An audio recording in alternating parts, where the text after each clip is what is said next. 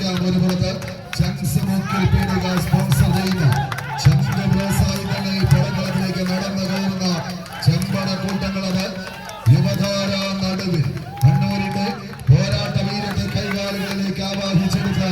എതിർപടയുടെ വിജയമോഹത്തിന് അന്തകന്മാരായി മാറുക എന്ന ലക്ഷ്യത്തോടെ പെറ്റമ്മ പെറ്റിട്ട ജന്മനാടിന്റെ മാനാഭിമാനത്തിന് കളങ്കമേൽക്കാതിരിക്കാൻ കപ്പിനും ചുണ്ടിനുമിടയിലെ നൂൽപാലത്തെ മുറിച്ച് കിടന്ന് കളിയാരവും തുളുമ്പുന്ന പോരാട്ട വീരത്തിന്റെ അടുത്ത റൗണ്ടുകളിലേക്ക് പടച്ചുവിടുക വയ്ക്കുക എന്ന